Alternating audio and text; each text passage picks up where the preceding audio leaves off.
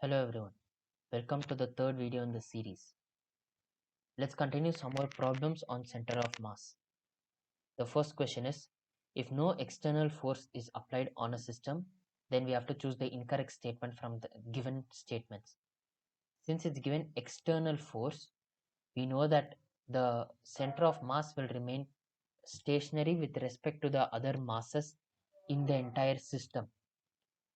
Thus, we know that the acceleration of the center of mass will be equal to 0. Since none of the particles in the system will have an acceleration.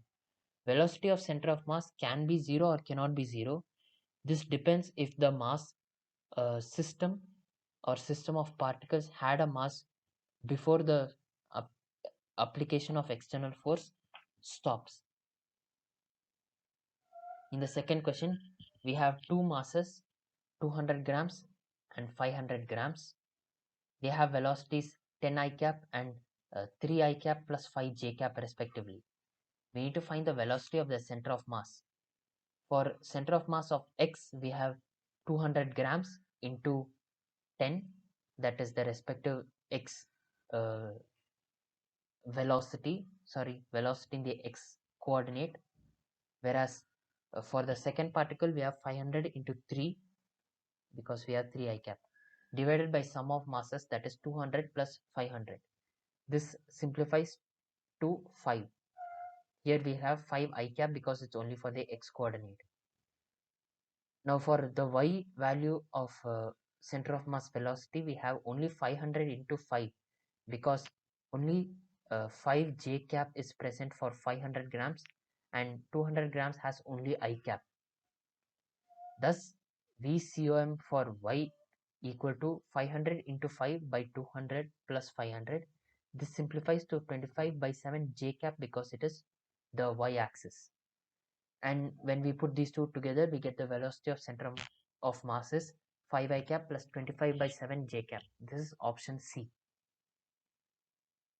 The third question, we have a pulley system where the ratio of masses is n is to 1 or nx is to 1x. We need to find the acceleration of the center of mass in the system when it is released. That is, no external forces applied.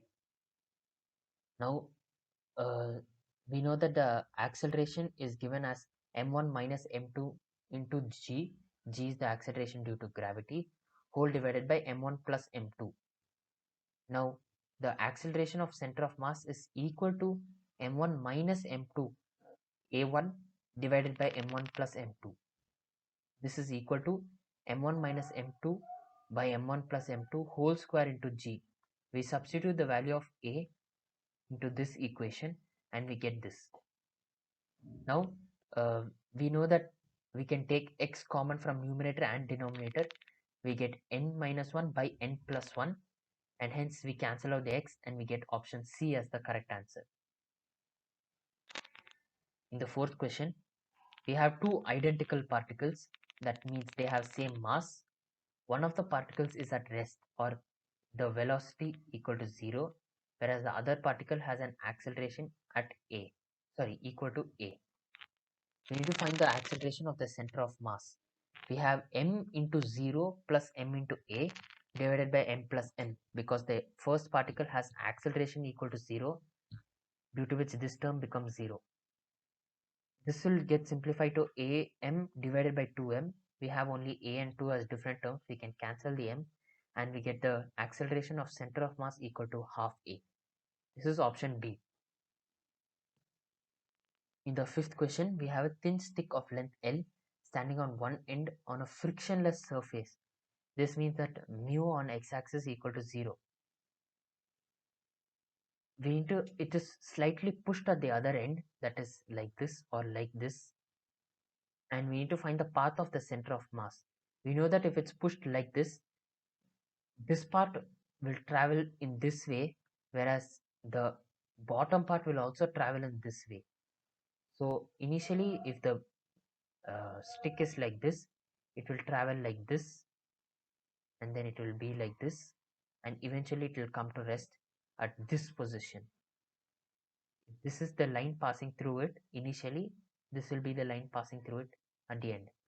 Thus we have the x coordinate of center of mass equal to 0, or we can even say the path of center of mass is x equal to 0. In the next question, we again have a pulley system in which we have to find the x and y components of the acceleration for center of mass. Again, we have a equal to m2g by m1 plus m2, because we use Newton's second law and we write these two equations. m1a equal to t, we have tension pulling this way, whereas we have we have tension in this way and we have acceleration in this way, whereas for the second particle we have tension in this way, we have m2g in this way, and hence m2a will act this way, and we have m2g minus t equal to m2a. Now we have the x coordinate for acceleration of center of mass as 0 plus m1 m2g by m1 plus m2. We have the acceleration in x direction for mass 2 equal to 0, whereas the y coordinate for acceleration of mass 1 is equal to 0. Thus we have one 0 term in both the cases. Here we have m1 into a divided by m1 plus m2. This gives us this value for the x part of center of mass acceleration, whereas in the second case, that is the y part, we have m2 into a, and hence we get this value, and both of these are options B and C. In question 7, we have two particles of equal mass with velocity 2 I cap meter per second. The first particle has acceleration as 3 I cap plus 3 j cap meter per second square, but the second particle has acceleration equal to 0. This is why the center of mass would move in a parabolic manner, that is somewhat like this, or we can say like this. Now the 8th question and last question for this video, we have two blocks A and B connected by a massless string on a smooth surface, that is no friction. We have 13 Newton force acting on particle B, and we need to find the distance traveled by center of mass in 2 seconds. We have center of mass somewhere around here. We know that the acceleration of center of mass will be 1 meter per second square, because 20 Newton here and 10 Newton here, and we'll get the acceleration of both equal to 1. Now we apply the formula S equal to ut plus half at square. We know that value of u equal to 0 because initially it is at rest.